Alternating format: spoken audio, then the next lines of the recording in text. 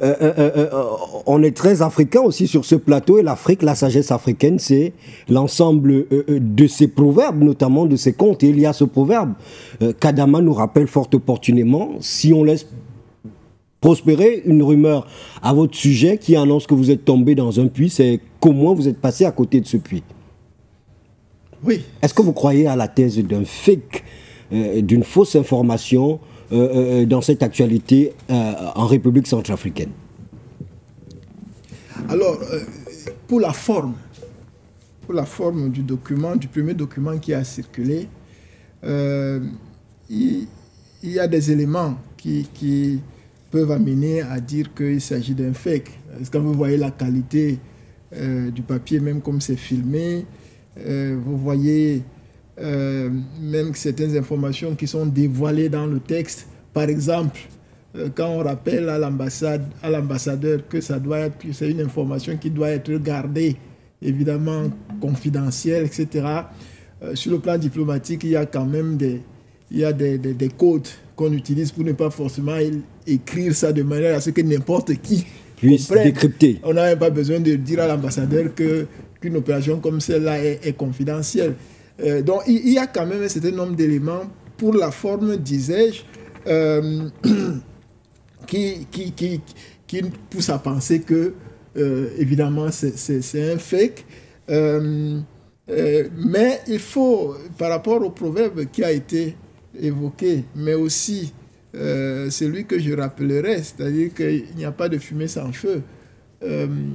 La France a démenti. S'il y avait véritablement une correspondance comme celle-là, qui aurait intérêt qu'il y ait une correspondance comme celle-là, que cette information soit mise à nu, diffusée.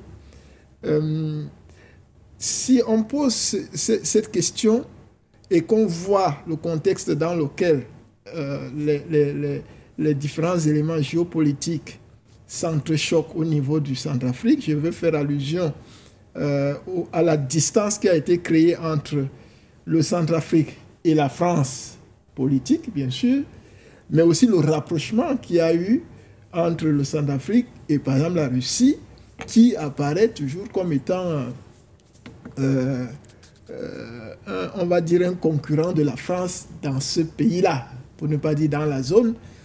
On peut quand même se demander si une correspondance comme ça ne serait pas à considérer comme étant un galop d'essai. C'est-à-dire que, parce que si je veux jouer le rôle de quelqu'un que je ne suis pas, je suppose que c'est un fake. C'est-à-dire que ce n'est pas un politique français, un dirigeant français, un représentant légal français qui a écrit.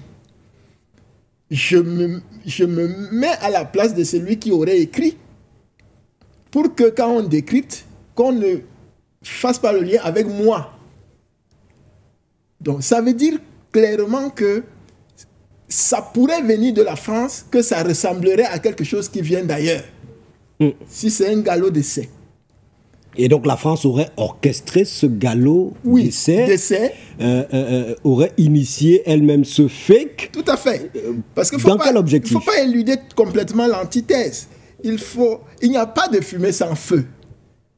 Pourquoi il y a une correspondance comme celle-là? Qui a fuité. Qui a fuité. Quand on connaît l'ensemble des mesures, l'armature qui est mise en place pour précisément s'assurer que ce type d'information ne soit pas mise sur la place publique. Tout à fait. Du côté français notamment, dans un contexte où la présence française, l'image de la France est celle qu'on sait actuellement au sein des opinions publiques africaines. Tout à fait. Et à cela qu'on ajoute que la France sait bien qu'elle n'est toujours pas la bienvenue dans ce pays-là, du point de vue des populations africaines et, dans ce cas précis, centrafricaines. Nous ne voulons plus de la présence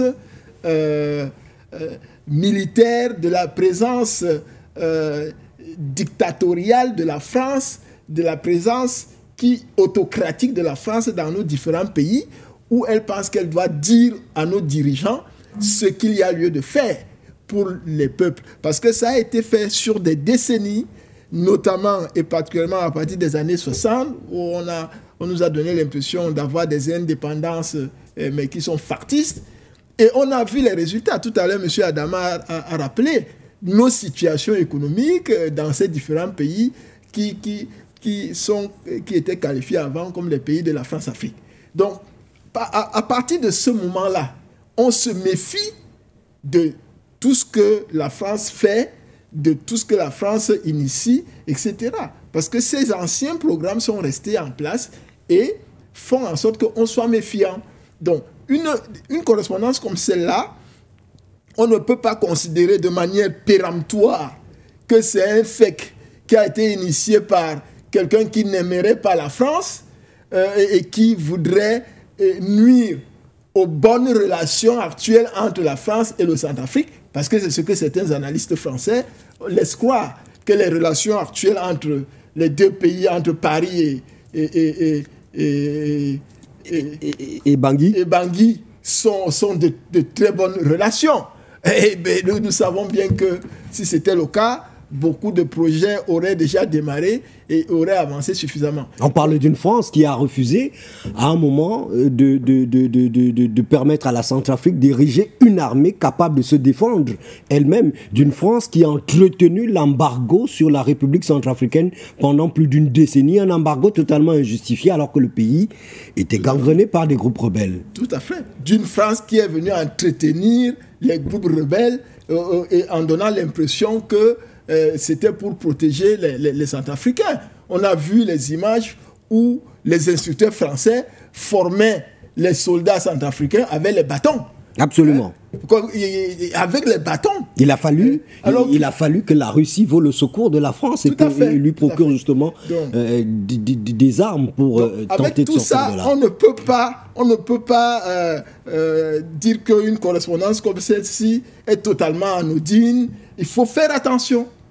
Il faut continuer d'interroger non seulement l'origine de cette correspondance, la réaction spontanée de la France quand certains panafricanistes sont montés au créneau pour dire mais c'est quoi cette histoire? La France tout de suite a démenti. Donc, comme dans un scénario élaboré à l'avance. Oui. Donc ce sont des éléments qui pour nous amènent à dire qu'il faut davantage creuser et c'est vrai que les expériences, n'est-ce pas, des armes létales faites par la France se sont arrêtées, je crois, en 1996.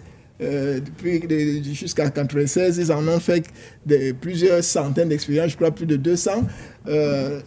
Mais comme nous savons également que les politiques françaises actuelles, dans le cadre de la politique du complot, parce qu'il y a un complot des mondialistes qui estiment que le monde est surpeuplé et qu'il faut réduire drastiquement la population mondiale de bientôt 8 milliards, réduire à 500 millions d'habitants et que la cible majeure, ce sont les Africains. Que les Africains accouchent beaucoup, etc. Il y a beaucoup de vidéos et de documents qui circulent où des Occidentaux disent comment est-ce qu'il faut tout faire pour stériliser les Africains, pour les tuer, que ce soit par voie de médicaments, que ce soit par l'alimentation, que ce soit par les vrais faux vaccins, etc. etc.